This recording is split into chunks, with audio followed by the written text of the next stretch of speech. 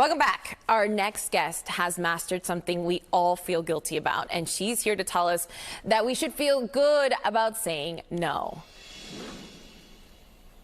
A lot of us, including myself, have had moments where we have a hard time in telling people no.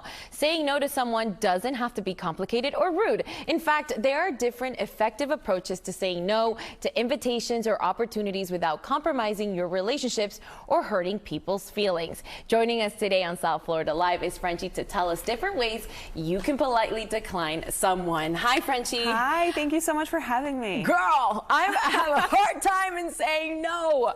And I think that's like a secret that nobody knows because I'm a people pleaser and I want to say yes. But tell us a little bit about how we can say no. Yeah, absolutely. So when I think about saying no, I think there's a lot of different ways and reasons. And my biggest advice to anyone is don't over-explain. Okay, that's good. Right? I think we feel like we have to give all these different answers and reasons for doing it.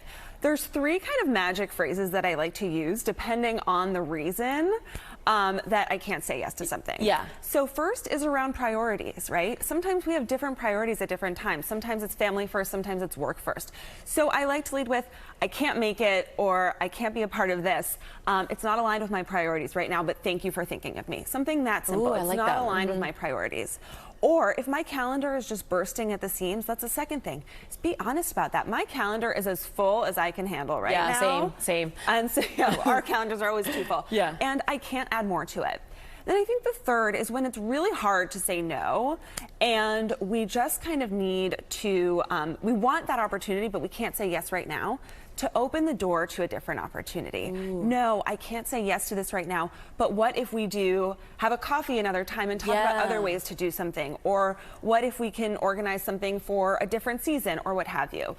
And do you have any tips on how we can overcome the guilt part of that? Yes.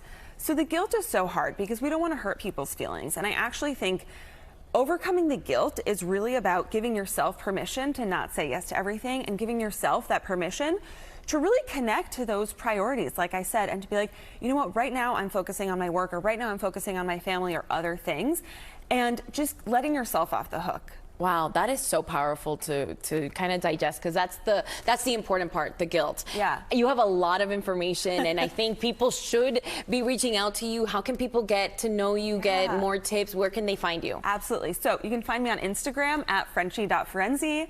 I also have a podcast called Strategy Snacks where I talk about all sorts of things like saying no, prioritizing, and all sorts of exciting things like that. Frenchie, I'm subscribing. Check. Thank you so much for being on South Florida Live. Thank you so much for having me. Of course.